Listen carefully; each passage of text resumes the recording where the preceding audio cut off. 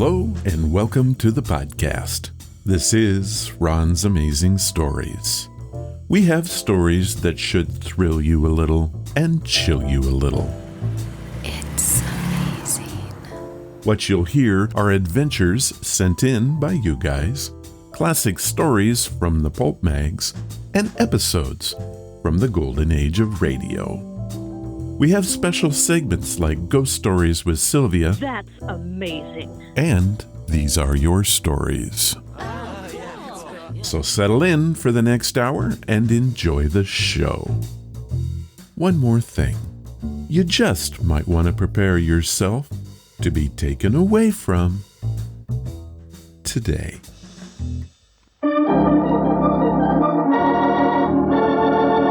Another 5-minute mystery.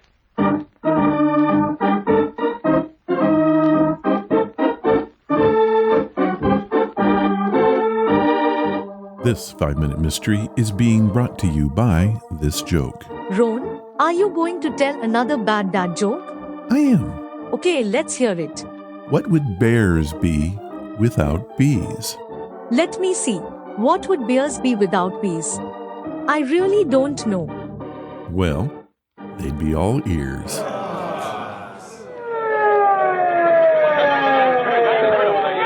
Doctor, folks, one side. Doctor, I'm Mike Patterson. It's my father. Is he all right? We'll see, Mike. Where's the car? Just kept going after he got hit. He's all right, isn't he? I'm afraid not, Mike. Your father is dead. But, Mr. Floyd, how can the insurance company be so heartless? Now, don't get me wrong, Mr. Patterson. You'll get the money in time, just as soon as I've heard the story from you and Dr. Warren. And time is not good enough. I don't even have money to bury him decently. I'll be frank with you, Patterson. That's one of the reasons I've been asked to investigate this. You don't mean to say Now, that... don't get upset. Just tell me the story as it happened. You'll probably get the money tonight. Let's begin with you, Dr. Warren. Well, there's nothing much I can tell you, Mr. Please, Floyd. Doctor, whatever you can. Mike's father was a man of about 65. His left leg was missing. That happened in a railroad crash. It was years ago. He seems to have used a single crutch to help him, judging from the callus on his hand. Is that correct, Mike? Yes, practically all the time. Where did the automobile hit him, Dr. Warren? Mainly on the right side from the look of things. That's where the worst damage was done. All right. Mr. Patterson, suppose you tell me what you know about it. Well, we were walking north, facing the traffic on the highway. And the car that hit him was going south. That's right. I particularly noticed the license plate as it approached. It was a Florida car, maybe heading home. What make? I don't know, but it was from Florida. I was helping my dad along, as I always did when he walked on the highway. And this car came along at a terrific speed and swerved towards us. I tried to pull my father off the road, but he couldn't move fast enough. The car hit him with a sickening thud and jerked him away from me. That's all I can tell you. Well, I've got the whole story now, I think, for my report. I want to thank you, both of you. This will facilitate action. Oh, thank you. Thank you very much. I suppose that means that I can get the money soon. Not exactly. That means that you'll go to the electric chair for the murder of your father. Why did Mr. Floyd charge Mike Patterson with murder? See if you can find the two flaws in his story. In a moment, you'll hear Mr. Floyd explain. But first...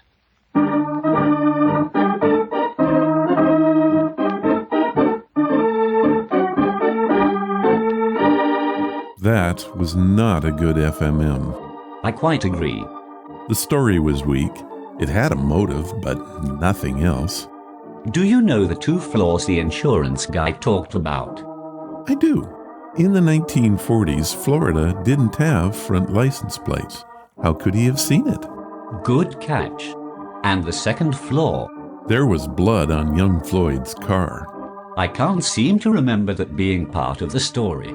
Oh, well, I already listened to the solution. So you cheated. Well, how else can you get ahead of a really bad story? Wrong. For once I agree with you. And now let's see if your observation is as keen as Mr. Floyd's. Let me go, I tell you. You can't prove a thing. Mr. Floyd, why did you accuse Mike of murdering his father?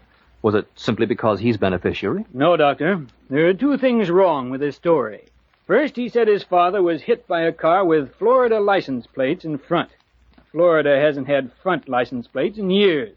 But more important, Mike said he was helping his father. Now, if a man's left leg is off, he uses a crutch on that side and is helped on the right side. And if they were facing traffic, Mike would have been on the inside and would have been hit by the car. We suspected what happened when we saw blood on Mike's own car, but now we know.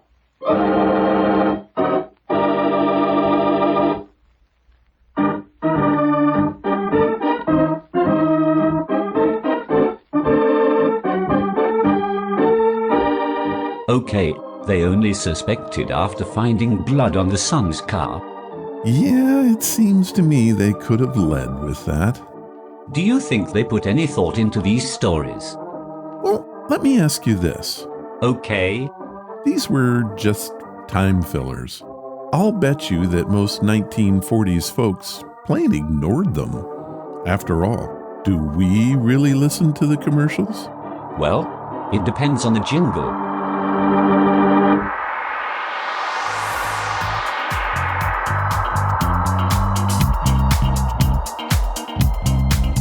Is that you said? Hello, and welcome to the podcast. You wouldn't know it from the 5-minute mystery, but we do have a theme today. It is being Shanghaied. Webster Dictionary defines it as to put aboard a ship by force, often with the help of liquor or a drug. In our case, we have both of those. On These Are Your Stories, we have two: a UFO encounter and a good old-fashioned haunting. As an added bonus, we have a brand new Johnny Is It True Shanghaied edition.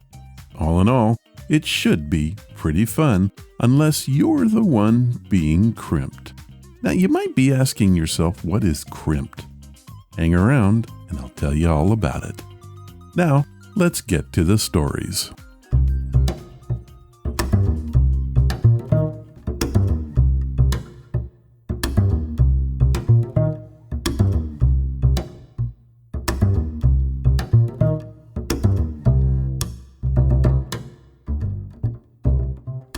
Today's podcast is brought to you by Audible.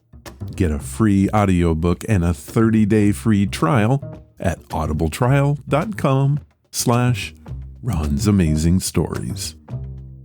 Audible has sponsored the show now since July of 2019. We have reviewed more than 140 audiobooks, and the list keeps growing. Did you know that Audible has over 200,000 books available? And a lot of those are included in the free catalog. Audible is amazing, and it is the perfect companion to Ron's Amazing Stories. If you like this podcast, you're going to love Audible. So what am I listening to? Fear the Sky, The Fear Saga, Book 1 by Stephen Moss. Now, do you love science fiction or science fiction? I have to say I'm a fan of both. I love a good story no matter what, but fiction with the emphasis on science has a special place in my heart. Stuff that can be tied into real knowledge can be just what a good space story is all about.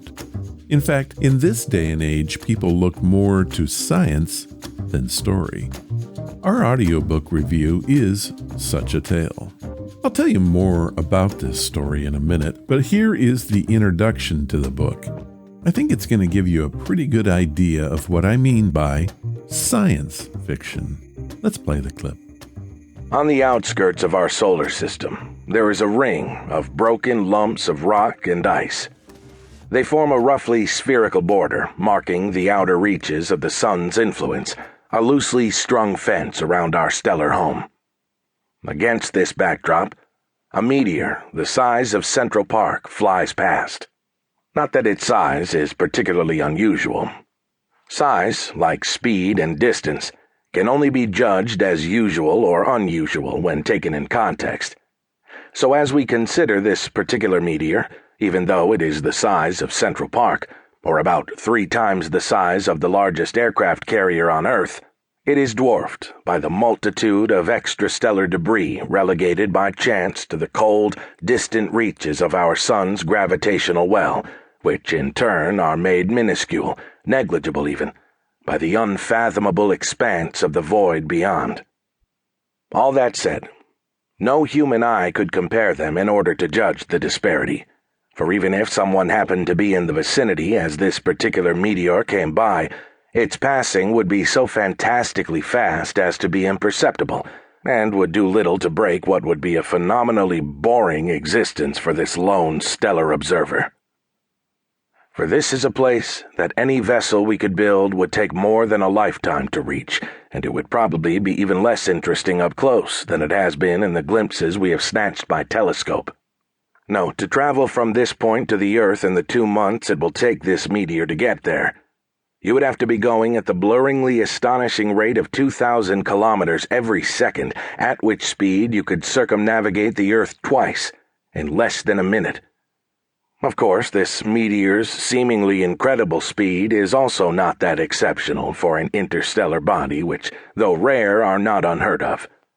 No, the only truly exceptional thing about this meteor is that spread out behind it by a complex, invisible web of magnetic forces is a vast, atom-thin surface, so thin that matter passes through it unhindered, leaving it unharmed by the cosmic dust that would otherwise tear anything so huge to shreds.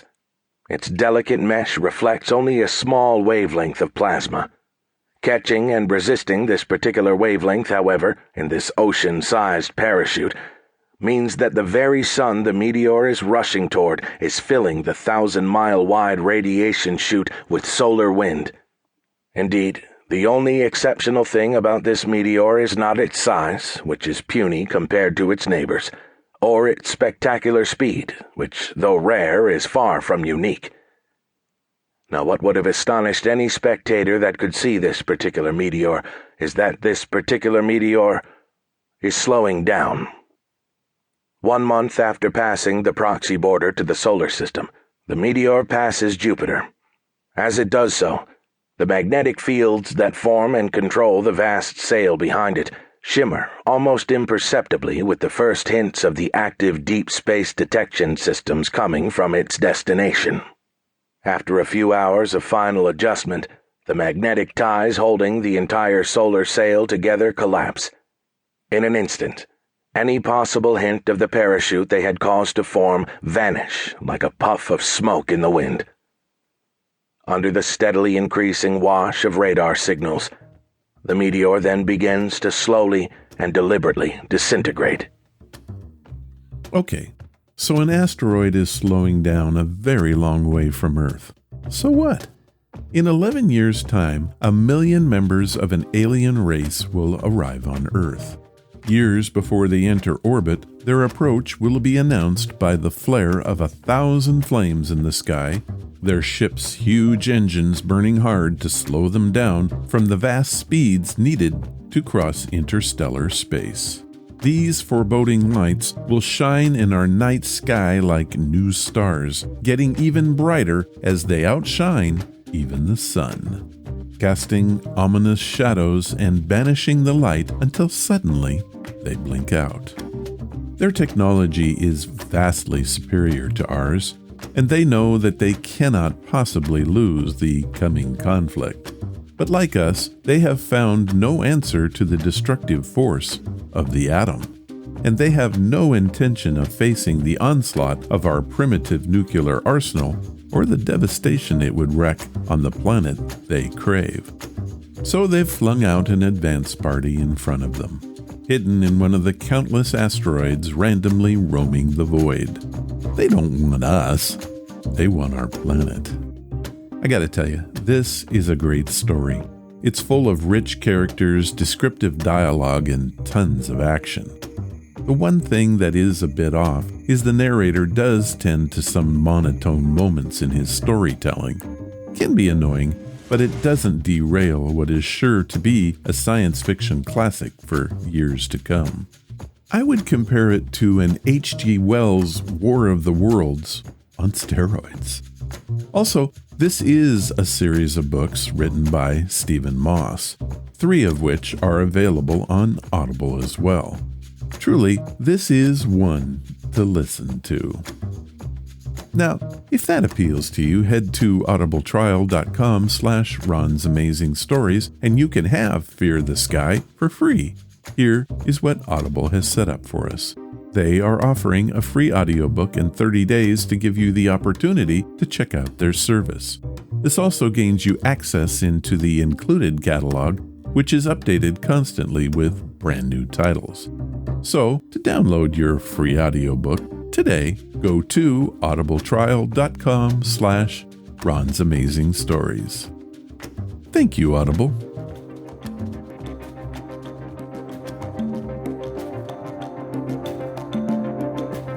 And now let's get to some more of your fantastic, amazing stories.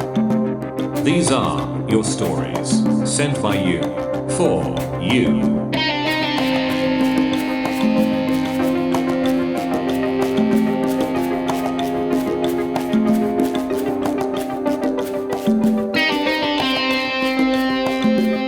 This story comes from Las Vegas, Nevada, and was sent in by Charlie White.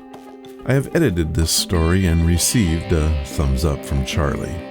We have named it The Light on Mount Charleston. Hello, Ron. I'm sending you this after watching the Bob Lazar documentary. I feel compelled to share what I experienced. Let me preface this by saying the holidays are an emotional time for our immediate family. There's been a lot of unpleasant family dinners over the holidays, so it's not out of the question that the night of Christmas Eve, I decided to go for a hike up Mount Charleston. On the evening of December 24th, 2010, I left my mom, my brothers, cousin, and everyone else behind at my aunt's house. I jumped into my Jeep and, to make a very long story short, decided to go hike up Mount Charleston, which is just outside of Vegas.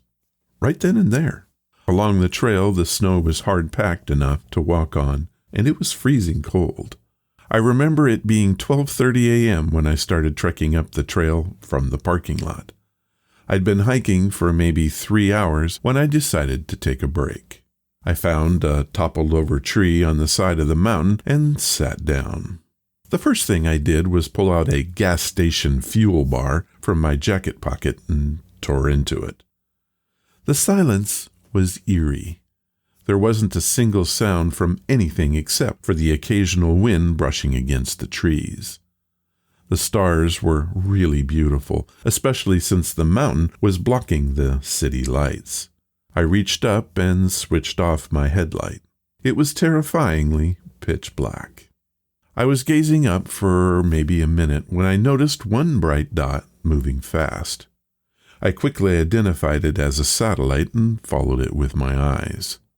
What happened next, and trying to explain in words, is making my eyes water and sending shivers down my back as I type this. The brighter-than-normal dot started dancing in the sky. I mean, from my perspective, on the side of a pitch-black mountain, the thing was instantaneously and effortlessly jumping back and forth along its trajectory line. It was the most shocking thing I'd ever seen in my whole life. Not only back and forth as it traveled along its path, but a few times the thing literally did a loop and then zigzag patterns. What I'm trying to explain is this. In the sky, point A is about an inch away from point B. Instead of this thing slowly making its way from point A to point B, like a normal plane or aircraft, what I was seeing was literally cartoonish. It was traveling from point A to point B in micro-fractions of a second. It was as if God had a laser pointer and he was moving it across the room instantly fast. Or in this case, the Nevada sky. I stopped eating and sat there watching this thing in the sky for about a minute. I had a camera in my pocket, but I was too scared and frozen to pull it out. Something I regret immensely. The bright dot danced in the sky for about 60 seconds before falling back into its static orbit. Suddenly, it shot off its path, and the thing came right at me. There were tall pine trees everywhere, and everything lit up like Christmas. It was the brightest flash I'd ever seen, and I was dazed. When things settled down, it was pitch dark again. I looked up into the sky, and I was alone.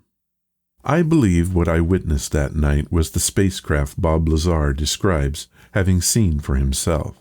The way he described its movements and how they would only fly it on the quietest nights of the week or year, like Wednesday or maybe Christmas Eve. I will never know. I watched the skies for another 30 minutes and didn't see anything else. I packed up and walked back down to my Jeep. Charlie White, Las Vegas, Nevada. Well, Charlie, that is an amazing story. For those of you who don't know who Bob Lazar is, he's primarily known for his claims of having been hired in the late 1980s to reverse engineer extraterrestrial technology at a site called S4, located just south of Area 51. He examined an alien aircraft that ran on an antimatter reactor powered by element 115, which at the time had not been synthesized. In 2018, a feature-length documentary, Bob Lazar, Area 51 and Flying Saucers, was released. This documentary explores Lazar's groundbreaking claims and the devastating impact it had on his life over the course of 30 years. I've seen this documentary, and it's compelling to say the least. Most experts denounce Bob and his story. I'm not so sure. There's too much physical evidence and coincidences that make me stop and think just a bit. Thank you, Charlie, for sharing your story. It truly is amazing. Our second story also comes from Las Vegas, Nevada, but this time it was sent in by Tamara Gibbs. This is a short tale, but it is a real head-scratcher. Tamara has titled it The Old Chair. When my sister Charlotte and I were kids, our family lived for a while in a charming old farmhouse. We loved exploring the dusty corners and climbing the apple tree in the backyard. But our favorite thing was the ghost. We called her Mother because she seemed so kind and nurturing. Some mornings we would wake up, and on each of our nightstands we'd find a cup that hadn't been there the night before. Mother had left them for us, worried that we'd get thirsty during the night. Among the house's original furnishing was an antique rocking chair, which we kept next to the back wall of the living room. Whenever we were preoccupied, watching TV or playing a game, Mother would inch that chair forward across the room towards us. Sometimes she managed to move it all the way to the center of the room. We always felt sad putting it back against the wall. After all, Mother just wanted to be near us. Years later, I decided to research the farmhouse. I found an old newspaper article about the original occupant. She was a widow who cared for 17 orphans by herself. The article included a photo of the farmhouse living room. In it was her sitting in the very chair we had, and of course, it was placed exactly in the center of the room. Tamara Gibbs, Las Vegas, Nevada. Wow, Tamara, what a cool story. One thing Sylvia said was that most hauntings are good hauntings. I guess I'm beginning to believe that. Thank you for this story, Tamara. It has just become one of my favorites.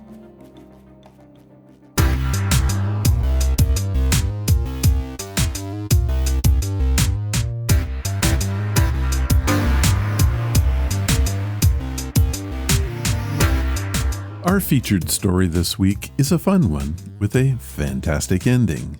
It comes from the OTR science fiction series X-1.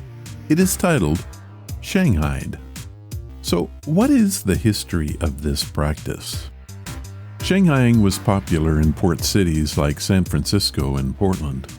Criminals would use trickery, intimidation, or violence to enlist sailors. Those engaged in this form of kidnapping were known as crimps. Until 1915, crimping was widely used aboard American merchant ships. It was driven by a shortage of labor and mostly done on the West Coast. Once a sailor signed aboard a vessel, either coerced or forged, it was illegal for him to leave the ship before voyage's end. The penalty was imprisonment. This was the result of a federal law enacted in 1790. Shanghaiing was made possible by the existence of boarding masters, whose job it was to find crews for the ships. Boarding masters were paid by the body, and thus had a strong incentive to place as many sailors on board as possible. The pay they received was called blood money. Andrew for Rousseff and Senator Robert La Follette pushed through the Seamen's Act of 1915. This law was designed to counteract fears for the safety of American sailors during the early years of World War I. This made crimping a federal crime and finally put an end to the practice. More about this after our story. As you might guess, our story is of another time and place.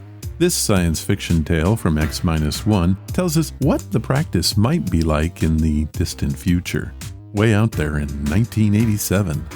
The show is titled Shanghaied and first aired on September 10th, 1955. Countdown for blast off.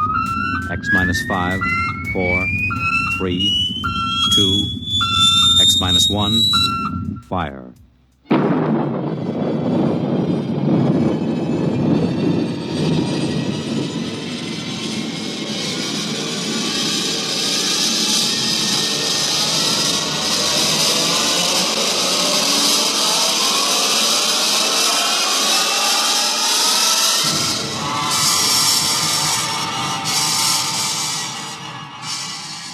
From the far horizons of the unknown come transcribed tales of new dimensions in time and space. These are stories of the future, adventures in which you'll live in a million could-be years on 1,000 maybe worlds. The National Broadcasting Company, in cooperation with Street and Smith, publishers of astounding science fiction, presents X minus 1.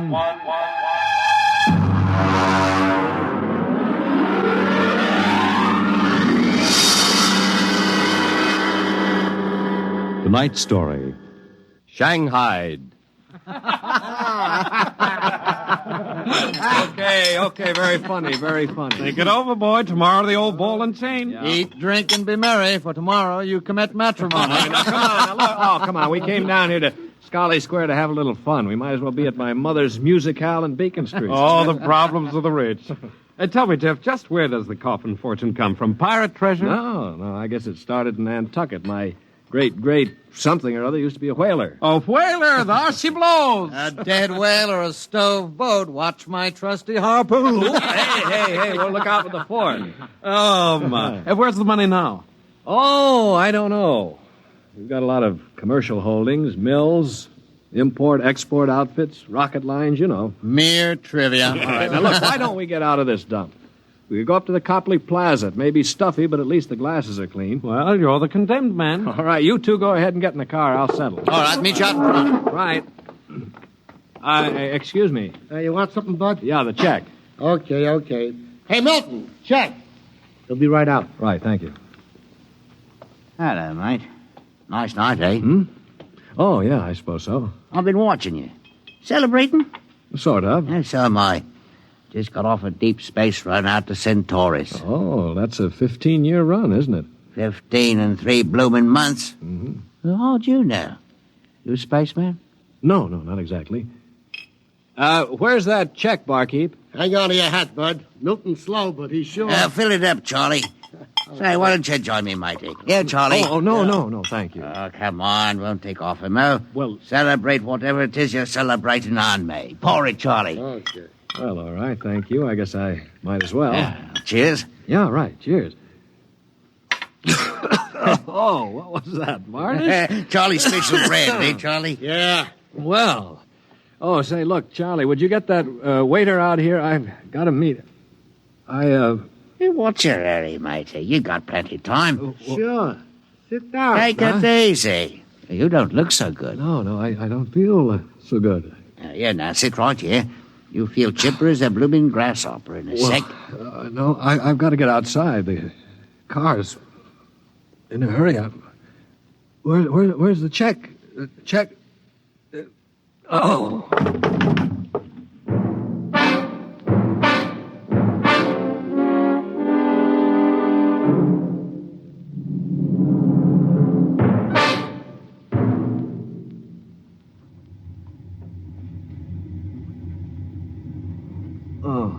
All right, matey. Up on your feet. Wakey, wakey, wakey. Oh, all right, let go of me.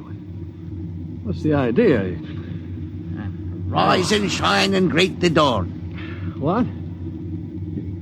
Where am I? What's going on here? Come on now, matey. Up in there. Wakey, wakey, wakey. No, wait a minute. So you were at that bar, Scully Square. Come on now, up on deck or you'll be in trouble. Deck?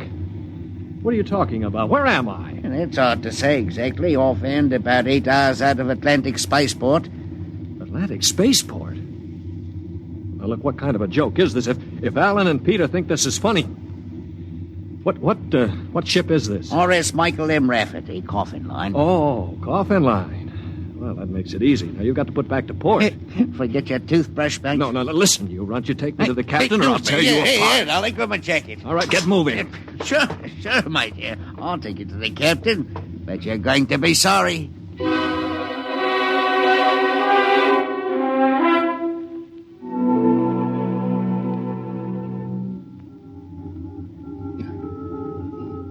Morton, what the devil are you doing on the bridge? Get below before Right away, sir. Only this here gentleman asked to see you. Yeah, that's right, Captain. There's been a mistake made. I'm afraid it was supposed to be a joke. Oh? Yes, you see, I'm going to be married today, and I suppose the boys thought it'd be funny to make me miss the ceremony. I'm sure it won't be too much trouble to have you drop me off back at the Atlantic Spaceport. What? Morton, what is this? Well, it's simple, Captain. He wants you to turn the ship around, that's all. Now, look, if there's any trouble with your superior, I'm sure I can fix it up. You see, I'm Jeff Coffin. Yeah? Well, you don't understand. My father is Cyrus Coffin. He owns this ship. Oh, he does, Morton, get this drunk below. Now, just a minute. I can understand you not believing me, but I can identify my... Hey, where's my wallet? I've been robbed. Oh, now, look, Captain, wait a minute. All you have to do is radio back and check. Mr. Black, remove this man from the bridge. Yes, but... Aye, sir. You heard the captain, Buster. Oh, no, wait a minute. Let go of me. This is no way to treat a passenger. Passenger? Huh. Wake up, sonny boy. You're one of the crew. Now get below.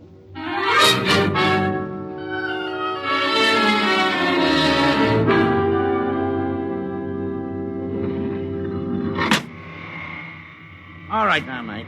Grab yourself a buffer. Get to work on those deck Now, lights. look, they can't get away with this. This is kidnapping. Perhaps yes, perhaps no. Now get this here deck nice and shiny, and we might even see about some grub. I'll be back in 2 hours. And mind you, I want to be able to see me bloomin' reflection in it. Better polish that deck plate. They can't get away with this. Well, the law says once you sign on, you're under absolute orders. I looked it up. Yeah, but I didn't sign on. I was kidnapped. You won't be able to prove it. Come on, mister, please. I didn't get anything to eat yet today, so give me a break, huh? Oh, all right. What do you do, run the buffer over it? Yeah, that's right. Like this. You sign on? Yeah, I ran away from home. How old are you? 16. 30 when we get back. Yeah. What do you mean 30? We're headed for Mars, aren't we? Only to refuel. We're outbound to Centaurus. Oh, no, it can't be. Well, that's a 15-year run. Morton! I've got to get back. It's no use. I'm getting married. My bride-to-be will think I'm dead. Martin! Martin! What's up here? You want me to call Mr. Black again? He'll give you what for. Listen to me, Morton. Listen, I've got to get back to Earth. I can't disappear for 15 years. Oh, is that the fact? Look, we stop at Mars, right? Yes, and you'll be below decks under lock and key. Listen to me. If I can make it worth your while, will you get me off at Marsport? Jumping ship, huh? That's real naughty, mate. $1,000? Why, what would I tell me poor old mother in to say? $2,000. 5 in advance. What do you mean in advance? You're probably the one that rolled me for my wallet. I'll find a way. They don't believe your young Coffin, but maybe I know better. All right, it's a deal. Look, Mr. Coffin, can you take me with you? I didn't realize what it would be like. I can pay my share. I could work it out for you, or maybe borrow money. I couldn't stand 15 years. I'd go crazy. All right, sure. What about it, Morton? Boy'll cost you another 1,000. You cheap swindler. Here now, Mr. Coffin. I'm all what stands between you and a lovely pleasure cruise for 15 years. So I thank you to treat me with the respect and politeness what a gentleman like myself deserves.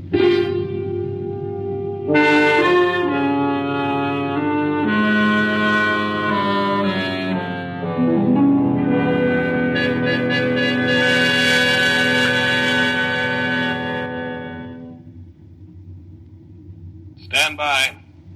Stand by for landing procedure. All right now. Listen careful. This is the cable locker for the grappling anchor. Right. When she lands, this hatch will open. Cables go out.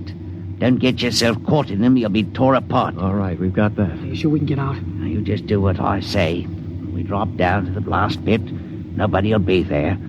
Lie low in the pit till dark. Got that? Right. Now, look, Morton, I'll tell the patrol you helped us get away. That'll help you when they catch up with this gang. Well, thank you, sir. Thank you kindly. I've got to get to my station now. Luck. Thanks. Thanks, Mr. Morton.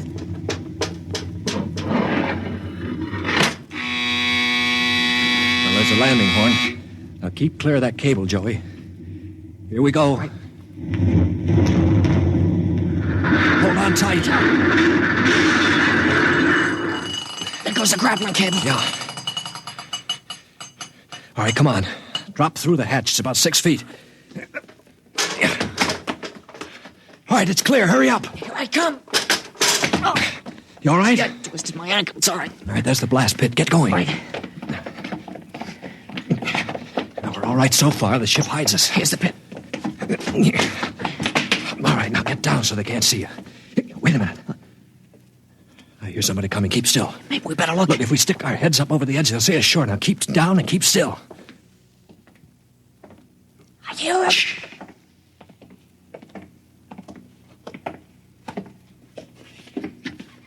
Well. Look what we have here. 2 little babes in the wood. Now you two move and I'll shoot you in the belly. Morton, you got good eyes. I told you, so I'm coming this way, Mr. Black. Jumping ship. My, that's a terrible thing to do.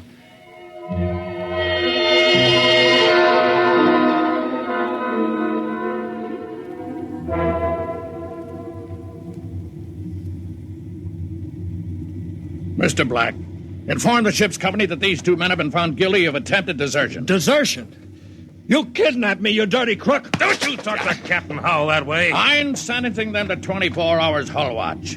Take them away. Morton, take him to the aft lock. Aye, sir. You calm down after 24 hours hull watch.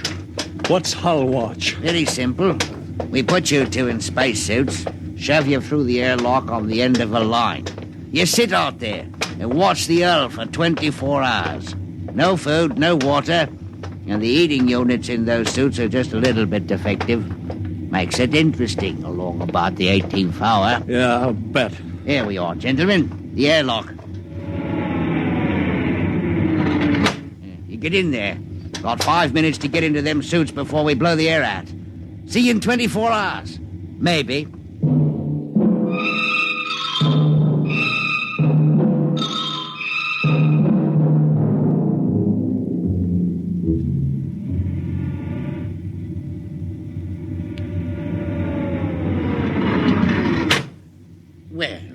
Welcome back to our little home.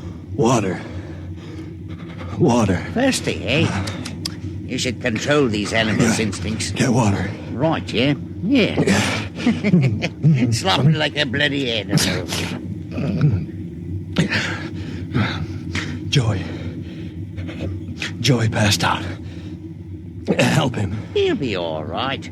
Teach a lesson, both of you. Take my advice and behave yourselves. You've got 15 years to go on this here ship. You might as well make the best of it.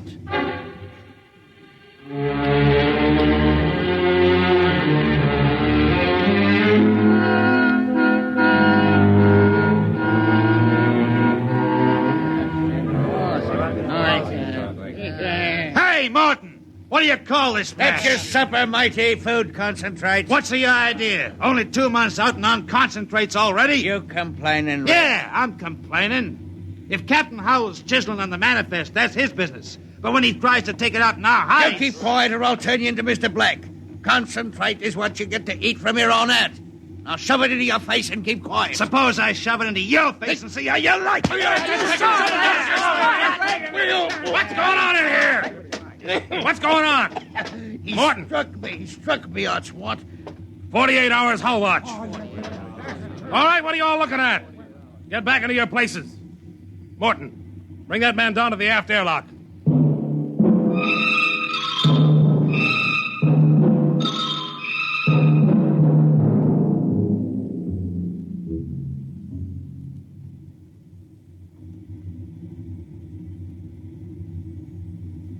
It's murder, that's what. Plain murder. Space Code gives a 30-hour limit for punishment. They didn't even have a burial. Just shoved them out the lock. Well, if the owners knew about this, they'd stop it.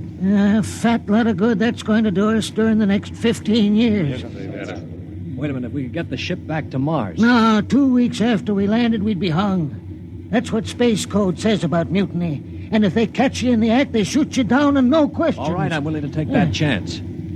We're going to let Black and Howell kick us around for 15 years? Why don't we take over and head back? Right. I'm for it. Let's go. You bet. Going to rep something, gentlemen. Discussion. Talking about the captain, maybe. Grab him. Here, because Get up. Throw him into the jets. Come on. I'll have you all out of the Ellen shifts. Also, you'll have rations. That's what I'll... Show him my oil rag, Morton. Well, that's done it. He's an officer. Who cares? Yeah, we've got to move now. Joey? Yeah. You get up to the radio room and smash the set before they can get a message out. Right. Pop, you get aft. Tell the engine watch. Yes. The rest of us will go up on the bridge. How about this rat? Tie him up. Speed counts now. We've got to take over before they know what hit them.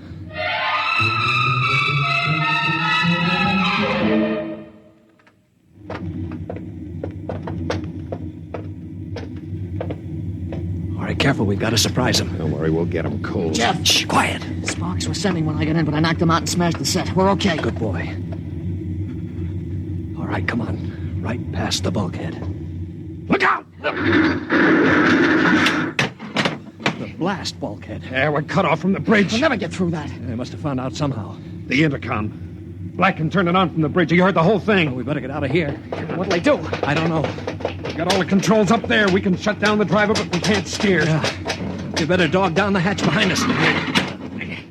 All right, men. Captain Howell's giving you 1 minute to give up quiet. In a pig's eye, Black. You'll hang for mutiny, every one of you.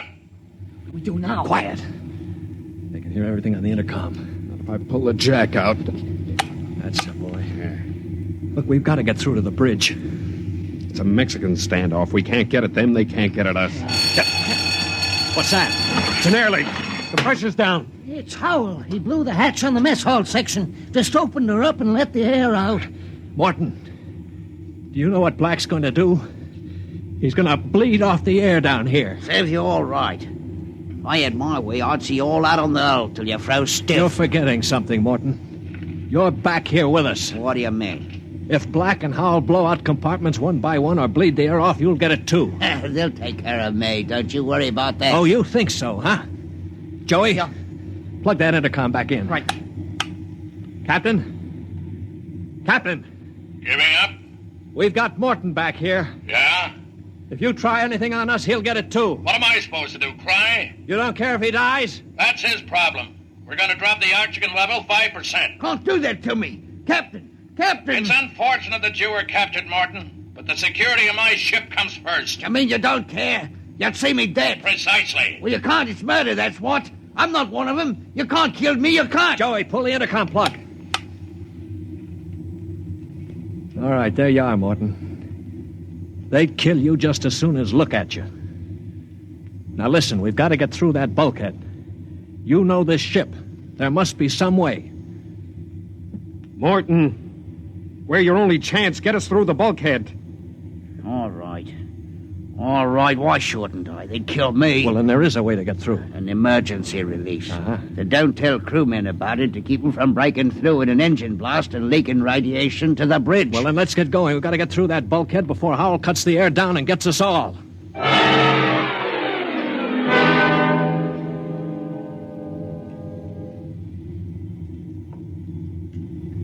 Here's the bulkhead, Morgan. Where's the release? Under the floor panel.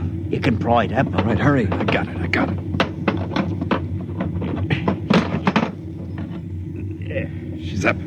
Works on a K.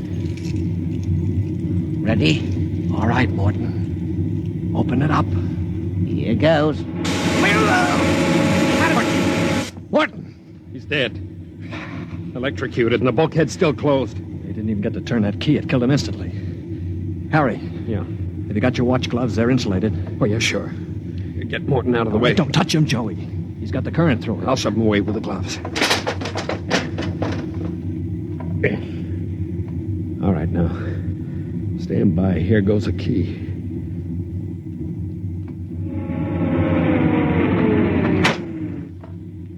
All right, let's go. Get him. Come on there! That's it! Stand back there! Come on, get him. Stand back! All right, Flexi, how you like this? All right, grab the guns. Joey, look out! Let go of that gun, Hal. All right, hold them both. You don't have to worry about Black. I got him square with a wrench. We better tie up the captain. Yeah.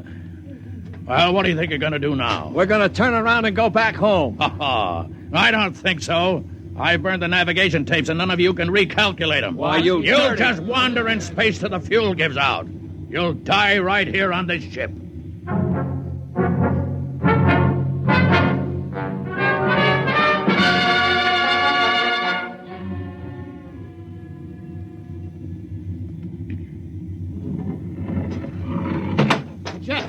Jeff, the interceptor screens went on. Meteor? No, it's a ship. A patrol ship coming up on us. Oh, they must have got an SOS off. Yeah. Well, that's so sure that's so bad. Wait a minute. We don't have to worry. We can just tell them the truth. You're not familiar with space code, young man. Mutiny is punishable by immediate execution. In other words, they don't ask questions. They just shoot. He's right, Jeff. We're through. Can we get away? Not from a patrol ship. Already sent us a heave-to flash. If we run, they'll blow us out of space. I'm afraid your mutiny is about over with, gentlemen. They'll be aboard in an hour. And 10 minutes after that, you'll all be dead.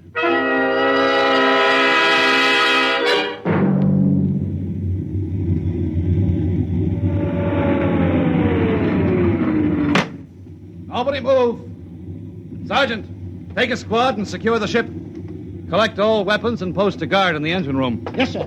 You, Brown, William, Osinski, come on. Well, I'm delighted to see you, Major. I wasn't quite sure my SOS had gotten through. Oh? You're Captain Howell? That's right. And I can swear out the affidavit of mutiny. I don't think a mutiny charge will stand up, Howell. Not with a relief of command warrant out for you. I think we'll just forget about it. But you can't do that. Space code is clear. You recorded my SOS. No, we didn't, Howell. Then how'd you get here? They sent us after you to get Jeff Coffin. Where is he? I'm Jeff Coffin. Jeff, we had a missing persons alarm for you, and then when a check you signed turned up at Marsport. A check? Mm-hmm. Oh, that's right. I gave one to Morton to help me get away. And he sold it to a fence for half face value. We traced it back to the ship. Coffin, I've got orders to escort you personally. We're taking you back to Earth. Can I send out a message, Major? Of course. Oh, that reminds me, Jeff. I've got one for you from your fiancée. She said to tell you that she didn't object to a bachelor party in principle, but she did think 6 months was stretching it a bit.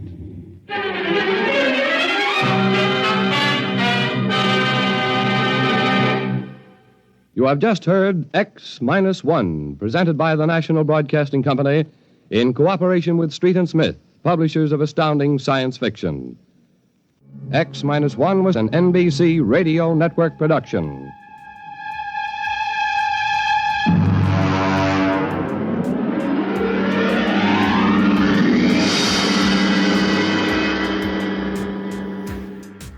Well, what did you think of that one? For me, the thought of being stuck in a tiny spaceship for 15 years is just a bit unsettling. The one thing I appreciated was the story took into account just how long a trip in space is going to take. Kind of a rarity in these old sci-fi stories of the 1950s. So to close out this whole Shanghai thing, I thought I'd share a couple of real stories that I found with you. Journalist Broughton Brandenburg wrote about his narrow escape from a crimp in the 1903 edition of Frank Leslie's Popular Monthly. He described being befriended in a saloon by a crafty-faced, middle-aged Scotch woman. She told him that her brother could get Brandenburg a position on a gentleman's yacht. He was taken to a boarding house and stayed there for 2 days before a man arrived with a tale of a ship going a short distance that needed a crew. This man provided free liquor to all boarders before delivering them to a cavern that Brandenburg called a rotten old guano trap. Brandenburg, who pretended to be inebriated, discovered that the ship was actually headed for Australia and stepped back onto the dock, picking up an iron for self-defense. The boarding master threatened him, but eventually accepted a small fee and allowed Brandenburg to flee. In the full story, he went on to detail the dangers facing sailors around the world. One of the western towns renowned for being shanghaied was my backyard neighbor, Portland, Oregon. Portland was a rough, corrupt city whose economy had risen quickly through timber and grain shipping.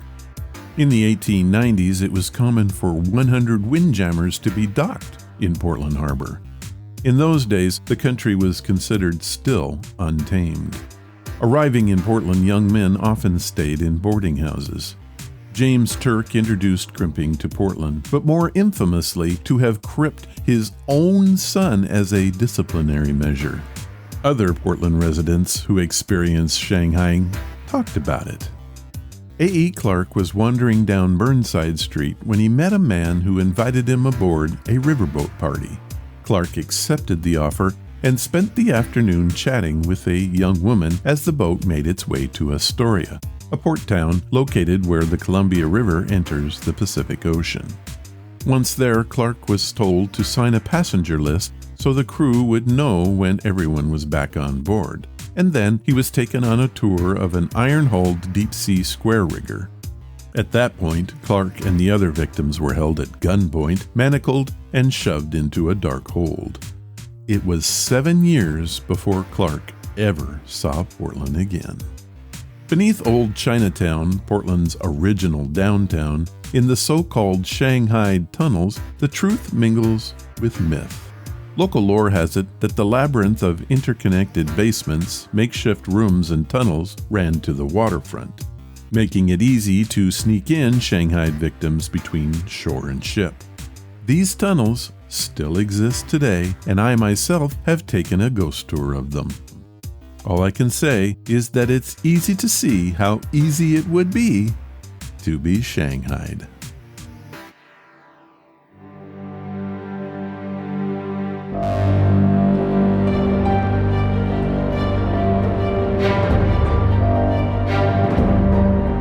Johnny, is this true? As you know by now, I like to surf the internet to find the strange and unusual. I do this in the name of the podcast, but the truth is, I would do it anyway, even if there was no podcast.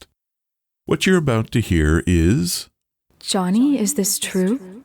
I will tell you a story and then ask the question, did I make it up or is it true?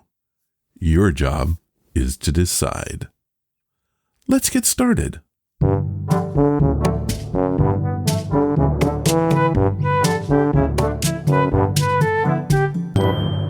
Johnny, is this true? Okay, our story today was all about being Shanghaied. But I thought there had to be more to the subject than what I initially found. So, as you might guess, what we're going to do here is lay out more facts about the practice, and it's your job to decide if I made it up or not. How much do you know about being crimped? Let's get started. Fact number 1. We already talked about Portland crimp Jim Turk, who reportedly Shanghaied his own son. But there were even more bad folks in town. Joseph Bunko Kelly infamously Shanghaied 24 men he found dying after they drank formaldehyde. Most were already dead, but he shipped them anyway. Now, surely I made this one up. Nobody could be that callous. Well, apparently Joe Ken. Kelly, later called the King of the Crimps, received his Bunko nickname in 1885 by providing a crewman that turned out to be a cigar store Indian. Kelly made $50 on the deal. Fact number 2. San Francisco's King Crimp, James Shanghai Kelly, no relation to Joe, reportedly staged an open party with free opium-laced booze, thus Shanghaiing over 100 sailors. This super crimp bought victims from other crimps and actually kept an account book. It showed that in only 4 years he bought and sold more than 6,000 men. Okay, these people were bad, but this can't be true. Well, it is. James was in the business for more than 50 years working the docks of San Francisco. He didn't have a happy ending, however. He was eventually hanged for murder. Fact number 3. So what happened to the Shanghaied men? Well, they usually served on board at least a year. They might be paid, or they might be handed back to another crimp just to start the process all over again. But there was another result. Shanghaiing generated mutinies galore, like our story today. Some were successful, but most were stopped by violence. The law of the day generally favored the captain, and the penalty was to be hung for their supposed crime. I'm guessing you know, but can this be true? Sadly, it is true. I couldn't find a single case where a captain was taken to task for hanging a mutinous crew of Shanghaied victims. Truly, this was a heinous practice, and it's hard to believe that it was legal until 1915. Fact number 4. Impressment was the military version of Shanghaiing. Press gangs intimidated men on the street into joining the military. The British Navy's impressment of American sailors was a major justification for the War of 1812. What? No way, right? Yes way. This is fact, and as impressments waned, Shanghaiing began, with its glory days running from about 1850 to 1920. Hard to believe. Well, those are the facts this time. Sorry, but I didn't make any of them up. Not that I couldn't think of any, but in this case, the facts were stranger than fiction. Thank you for listening to Johnny, is this true?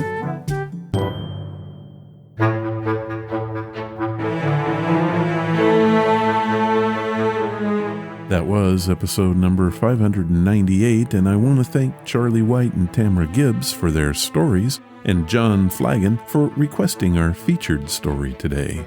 We've played that one before on episode 135, but this was a different version of it. Thanks, guys. If you want to follow the podcast or the blog, head to ronsamazingstories.com. There you will find any of the links I mentioned and how to contact us. Do you want to help the show? The best thing you can do is to tell your friends all about it, and please leave reviews or feedback wherever you listen. Clicking that follow or like button helps us grow. Thank you for listening, and I hope you come again to find out what are Ron's Amazing Stories.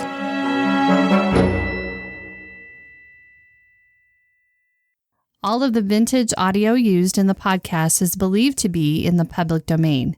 Ron's Amazing Stories does not own the rights to any of the old-time radio used here. If you hold the rights to any of the shows played, please contact us immediately at ronsamazingstories.com.